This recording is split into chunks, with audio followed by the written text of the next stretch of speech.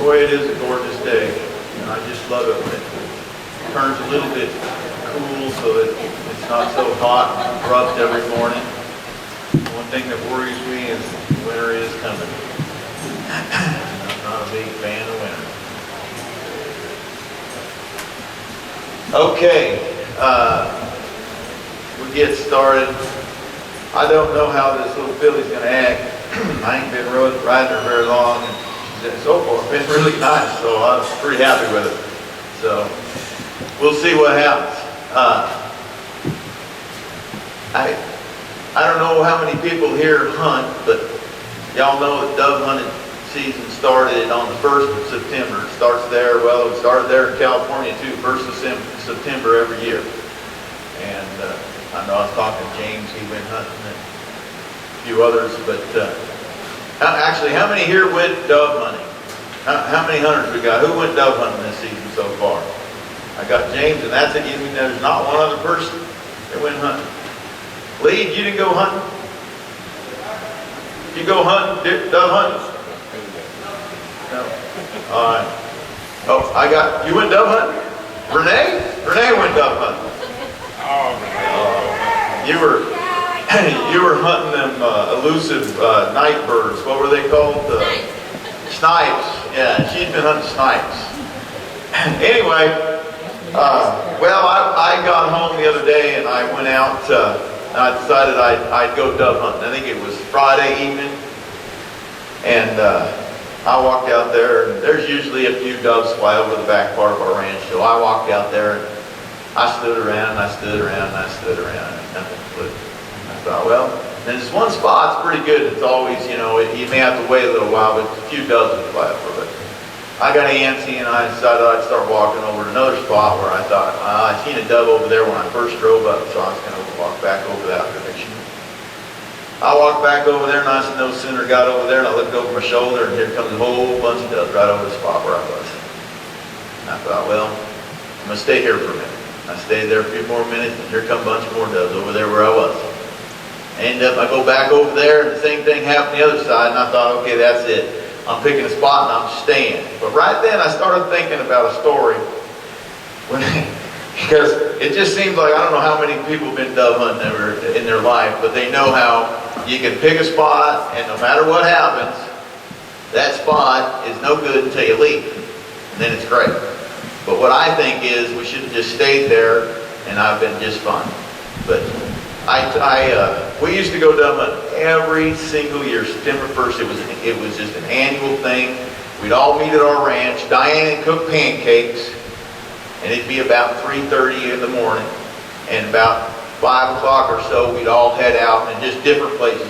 Every year was someplace else, but we hunted a lot in this one military base. It was about an hour from our ranch, and it was great, big, huge. I don't even know how many thousands of acres out there, but we had this one little spot where we'd go first thing every morning because it had a bunch of what's called dove weed. It looks a lot like that goat weed that's around here, but it's lower to the ground, saying kind of a putrid, sweet smell, and the doves just love that weed.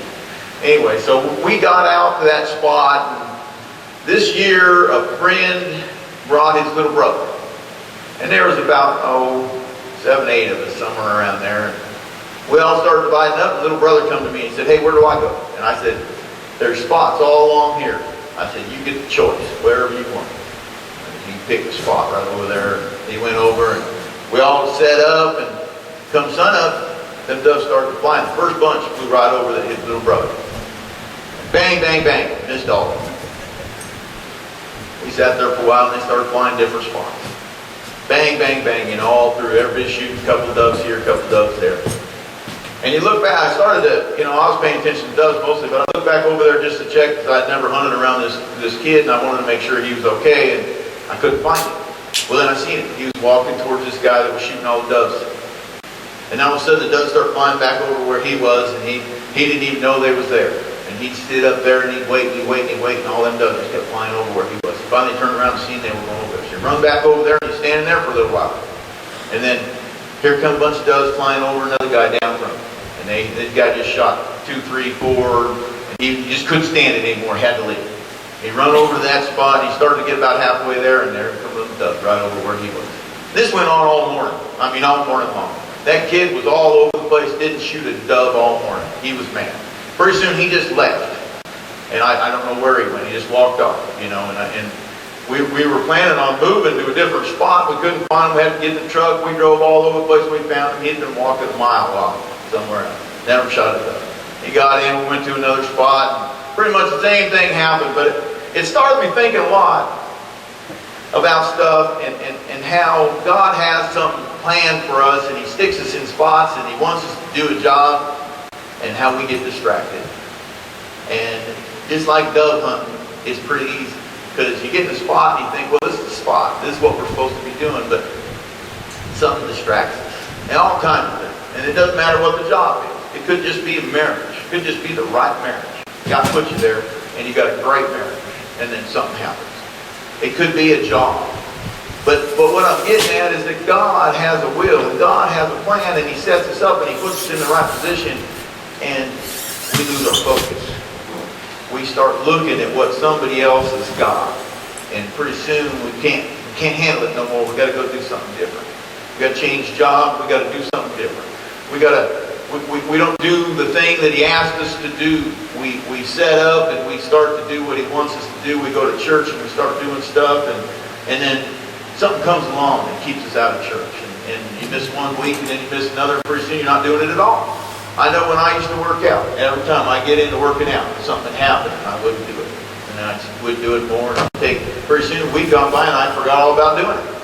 Well, it's the same thing in life, and the same thing goes on. But see, what the problem is that God actually has a plan for our lives. He has what's called God's will, and He has a will out there that He wants us to do. We're supposed to look to Him to see what God's will is. And a lot of times we get so distracted in this world that we forget where we're supposed to be. And really, He had set up where we'd be somewhere so that we might help somebody else, so that we might be there for someone. And I'm not just talking about telling them about Christ. I'm not talking about that. It could be that you're just supposed to be somewhere so that you can help somebody in life. You can do something. But you weren't there because you got distracted. Just like that kid. He's sitting there letting all them doves fly right through where he was supposed to be. And same thing in our lives. We go, and we move, we get to different places, we get out of our focus, we lose God's plan. We lose the will of God, and pretty soon we're doing the will of man. And we forget all about God's plan. All about what He wants us and needs us to do. And there's a lot of things in the world that He needs us to do. You know, He gave us free will, though. He gave us our own will. He gave us, we could be a man of our own will, a woman of our own will. It doesn't matter. He gave us that. But then He said, follow me. He sent His Son. He said, follow me. He said, listen to me. Look to me. But we don't have to. Not one of us have to. We can do anything we want. We can go follow them birds all day long and never shoot a one. And at the end of the day, how do you feel? Feel like you just chased a bunch of birds and never got nothing? Feel like you chased a bunch of things that you thought you were going to get rich quick schemes or something that just sounded really great, and you had to get in the middle of it. I remember one time when I was younger, we was living on one ranch, and the neighbor behind us was going helping move cattle and vaccinate brand, and we worked his cattle for years, 2, 3, 4 years, something like that. And I remember one day his wife come to us and she said, there is this deal coming through, and we're involved in it. And these people were multi-millionaires. And she said, this deal is you got to put some money, you got to invest in this company we have. You got to buy stock in this company. And it's an inside deal, so you will for sure make money. And I've never asked for anything in return for helping them with cattle and everything. So I thought, well, that would be a pretty good deal. They're just trying to help us out. So I went in there, and sure enough, we put $2,500 in on this thing. And it went up a little bit, and went up a little bit more, and then all of a sudden it just dove down to zero. So, I mean, I was like totally distracted. I went to do something that I thought was going to work out, but really, that get-rich-quick schemes don't work out. That's not the way you make money in this world. You make it by going through and doing things steadily. You go through and you see what God's will is for you and you go in and do it. But that was the last time I ever put anything into stocks, and I'm really glad too, because when them stocks just elapsed, my brother was way into it, and he told me how, oh, you'll never lose money in stocks. Well, he's crying a different story when we got down with that last little deal. But anyway, that's whole nother story in itself. But we can get distracted by doing all kinds of things, and it's not just that, it's everything in our life. I brought up church earlier. How often do you go to church, and when do you go? What do you do when you're in church? You know, God's got a plan, and the plan is that you help by doing things in church. You're a part of it. You know, God says, or Christ says, that the church is a body. And just like we have a body, we have different parts. We have hands and eyes and ears and legs and feet. Well, same thing with the church. And if one part of that body doesn't work right, the rest of the body doesn't work right. So being a part of a body means that you need to always be doing the right thing. Getting to the place where you need to be. Being there and making sure that things are taken care of. That when people come, new people, and this is important, and this is something I love about our church, is that when new people come, that we represent this church as a loving, open-armed, no barrier church. And that's neat that we do that. But those are some of the things in our lives that we need to always remember. And even though we may be in conversation with somebody, when somebody comes in that's new, make sure you go over and talk with them and greet them. But don't do it staged. Go over and do it from the heart. That's important.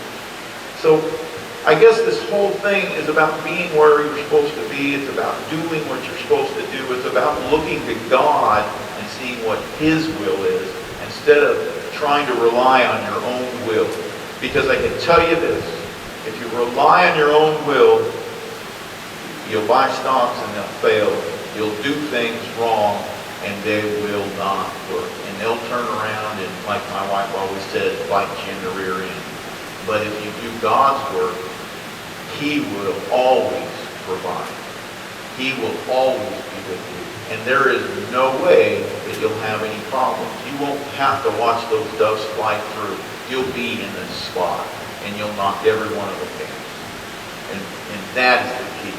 But not only that, I'll tell you another quick little story. A friend of mine, actually my cousin, when I was kids, we went to high school together, Johnny. And we all went quail hunting one time. Went north of where we lived about 2-3 hours to his dad had a good friend that had a ranch. Big, huge ranch, like 4,000 or 5,000 acres. And we went up to this ranch to go quail hunting. Well, Johnny brought another friend, Greg. And we all went out hunting. And we hunted all day long. And you know what? Every time we went in to look for quail, there was no quail. I mean, maybe one or two, but we never really got into any big coveys. Well, right at the end of the day, we started coming up this hill and we had a plan. We had seen a big covey come down off this ridge and down in this bottom of this flat. And we were all supposed to line up and walk through that thing. We all had our positions. We all walked through there, and I didn't ever see what happened. I walked along and I heard a yell. And I come to find out that Greg had decided that he needed to get right in those quail. And he circled around, dropped into a little canyon, and come up and got right up in between Johnny, who had just started to shoot, and then, or right behind where the quail was coming up. And boy, he shot it. He just shot it right through the face. He had, to this day now, he had 2 BBs go in behind his eye, and they're still there to this day. But I really felt like, wow, that was a horrible thing in my life. I mean, this kid was screaming, hollering, bloody murder. We had to run into the hospital. I was 16 years old. I just got my driver's license. And them 2 didn't even have their driver's license. They was a year younger than me.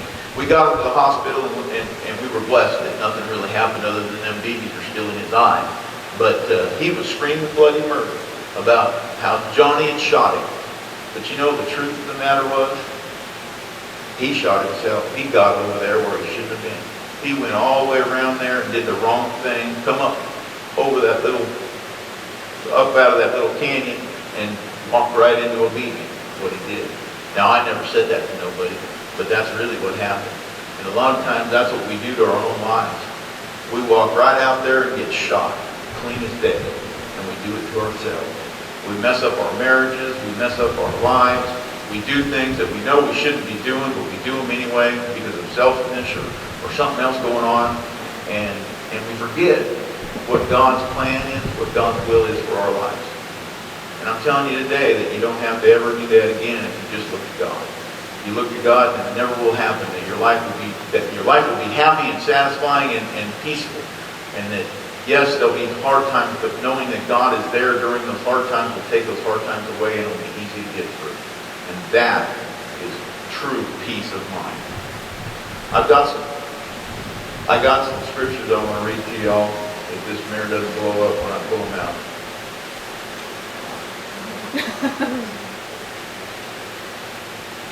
Okay. John 6:60. Now this is a story. Christ had a whole bunch of disciples, not just the 12. He had a whole bunch of disciples. And these disciples came to him and to the other disciples, and they were saying to the other disciples, this is what it says in 6:60. It says, even his disciples said, this is very hard to understand. They couldn't understand what he was doing. They said, this is very hard to understand. Who can tell what he means? That's what they said. And you know, shortly after that, they deserted him. They left. They all left. They weren't where God needed them. They weren't where Christ needed them anymore. They just decided, this is too confusing. I can't figure it out, so we're just going to leave. A whole bunch of them. Christ went to his 12 and he said, are you going to leave too? And they said, no. We know where we're supposed to be. That's what they said. But he lost a whole bunch of disciples because they didn't understand. And our lives are like that a lot of times. It's confusing. When it's confusing, just remember that we don't need to know everything. It isn't for us to know everything. It's for God to know it and for us to realize that he's got our backs. And go forward. In Matthew 7:24 it says, all who listen to my instructions and follow them are wise, like a man who builds his house on solid rock. On solid rock. That's a foundation now. That ain't going nowhere. And that's where our lives are supposed to be built on. And if we look to Christ, that's the way it's going to be. In Philippians 4:8, it says, fix your thoughts on what is true and good and right. But we need to fix our thoughts on Christ. And we need to stay in that spot, even when it looks like there ain't no dust flying over. And in James, and this is really, I like this. James is telling people, he said, you say today or tomorrow, we're going to do such and such, or we're going to such and such a town. Stay there a year and open up a profitable business. And then it goes on to say, how do you know what is going to happen tomorrow? For the length of your lives is as uncertain as the morning fog. Now you see it, soon it is gone. What you ought to say is, if the Lord wants us to, we shall live and do this or that. Otherwise, you will be bragging about your own plans, and such self-confidence never pleases God. Just remember that. Don't brag about your plans. Let God lead you. Ask for him to guide, and he'll get you where you need to be. And then in Romans, it says, and it's very plain, in 12:6, God has given each of us the ability to do certain things well, and he wants us to do those things for him. He wants us to think about what we're doing. There's people out here that, they'll say, well, I don't do nothing well. Well, I'm sure there is something that you do, and that is what God wants you to do for him. And it could be anything. And I'm not going to start even going into details, because I bet every one of you can think of something that you do well, that you can dedicate and do for the Lord. But you know what? the very first thing, before you even start gathering up and figuring what you do well and what you can't do well and what direction you're going and what's going on in your life, the very first thing that you've got to think about, do I have Christ in my heart? Is Christ, have I asked him in? Because if I have not asked him in, it won't matter what kind of plans you make or think you're making. It won't matter what's going on in your life. One day, there won't be much left. There won't be much left. You make your decisions right now. And when you die, that's when they go into effect. They go into effect permanent. Right now it ain't permanent. Right now whatever you've made you can change. Right now if you haven't decided to ask Christ into your heart, you can say, I want it. And you can change it. But the day that you die is the day that you don't make any more decisions on the rest of your life. So right now I'm going to ask Christ into my heart, and I'm going to ask him to lead God directly. And if you want to do the same, you can. Dear Lord, I know that I go out and I try to bounce around the places and I don't always stay focused. I know without you in my heart, I can't stay focused. So today I'm asking you to come into my heart, to keep me focused, to show me that prize up ahead, to help me understand that you will be there with me forever, that you will forgive all of my sins, and that you will lovingly take me home. And that's what I want to do today. I want to ask you in so that you'll take care of that, and I don't have to worry about that anymore. So Jesus, come into my heart, lead, guide, and direct me. Show me what you need me to do so that I can be a cowboy for you. In Jesus' name I pray. Amen. Okay. Again, if you said that prayer, that is just the first step into a greater, wonderful life that God has a plan for. And that plan is for good.